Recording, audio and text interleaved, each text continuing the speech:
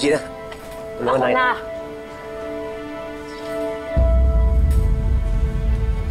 Gina, galit ka ba sa akin? Gusto lang naman yung tulungan eh. You're not assigned here. If you wanna keep your job, I suggest you stay in your lane. Ba't ba ganyan ka magsalita sa akin? I'm still your boss. So don't expect special treatment from me. Pero kahit na, mag-asawa pa rin ang tingin nila sa atin. Sana naman kausapin mo ako ng maayos. Maghapon mo na ako di pinapansin eh. So ano, gusto mo maging sweet ako sa'yo? Hindi naman tayo totoong mag-asawa, Gerald. And alam na ng parents ko. So don't expect me to play the role of loving wife. Kasi hindi naman talaga kita mahal. Sorry. Nagtatanong lang. Di rin naman kita mahal eh. So quits lang.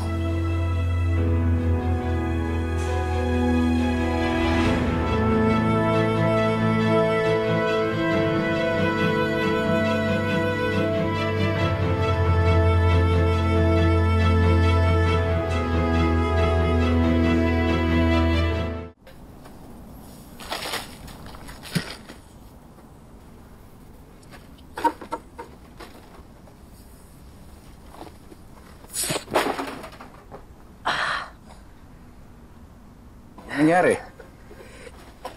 Ay. Kawawa naman yung box. Damay sa problema mo. Sorry ho, sir ah. Walang problema. Mabigat lang ho talaga. Mabigat ang box o ang loob mo? Nag-away kay ni Gina. Nakita ko kanina. Tampuhan lang po. Ganoon naman po pag mag-asawa, di ba? Hindi naman kayo mag-asawa, di ba? Tama naman po kayo. Pero yung gusto ko lang naman po sabihin yung... It's okay.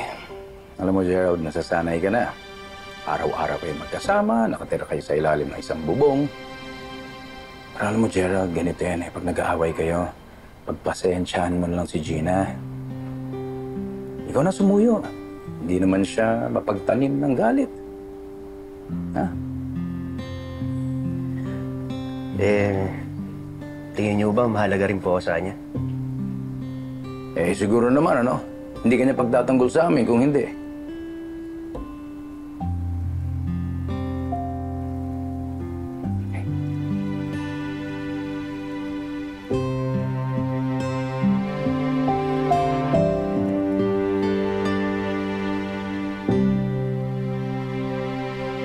Mom, hindi ko naman siya sinungitan. I was being professional. Yeah, pero nung araw hindi ka naman ganyan. You used to be so welcoming, very accommodating. May nangyari ba? Wala naman, Mom. Then something must have happened para i-push mo siyang ng ganyan, di ba? Hindi pwede yung nararamdaman ko. Hindi ko pwedeng mahalin si Gerald. Hindi ko siya pwedeng mahalin. I just don't wanna get attached, Mom. Yeah, but apparently you are. Anak, mahal mo na ba siya? Anak, hindi ko alam kung matutuwa ba ako o malulungkot ako sa mga nangyayari sa'yo. I should be happy kasi nahanap mo na yung love again, right?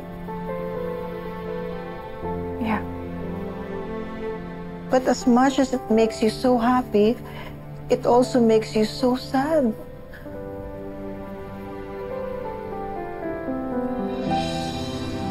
Alam ko naman kasi talaga yung lugar ko sa buhay ni Gerald.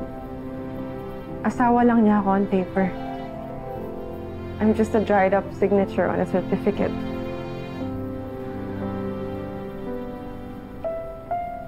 Kaya as much as possible, Mom, ayoko sana i-nurture yung pag-ibig na nararamdaman ko para kay Gerald. Kasi it'll be the end of me again. Pag nag-divorce na kami. Kaya, Mom, sana pagdasal mo na mawala na to. I just want this to pass. Gusto mo na, this too shall pass.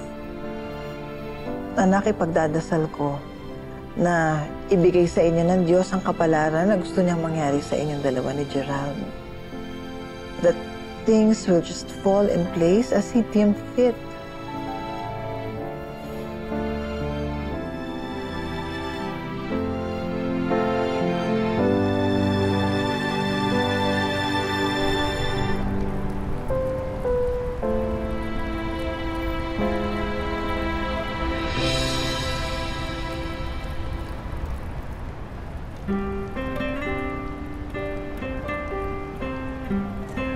So remember, pag na-overwhelm ka, smile ka lang. Maka-upset ka.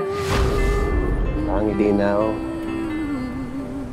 Pero wala pa rin pagbabago. Kaya kong tumawa sa lahat ng biro mo. Kahit ilang beses ko nang pinaulit-ulit to. Kaya kong kulangin sa tulog. Pagkausap ka na, di na inaantok.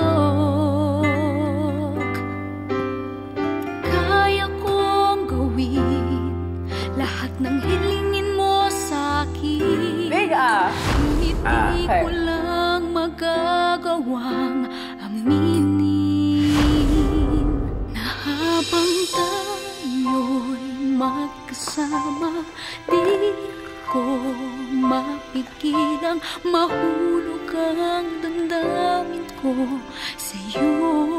Kahit mukha mang imposible na ako'y ibigin mo, bakit di ko magawa? Di na lang ikaw ang siyang ibigin ko.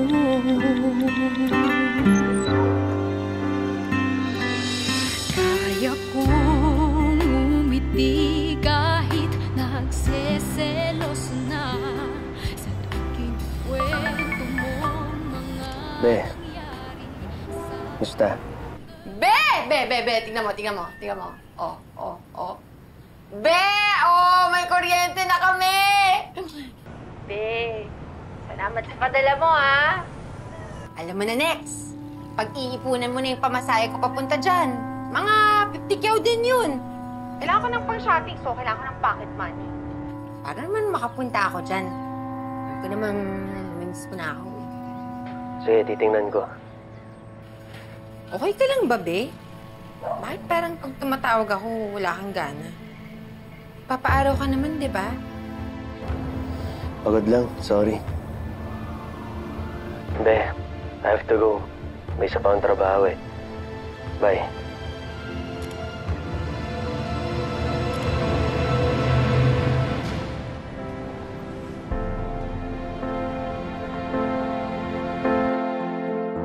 May gift pala ako sa'yo.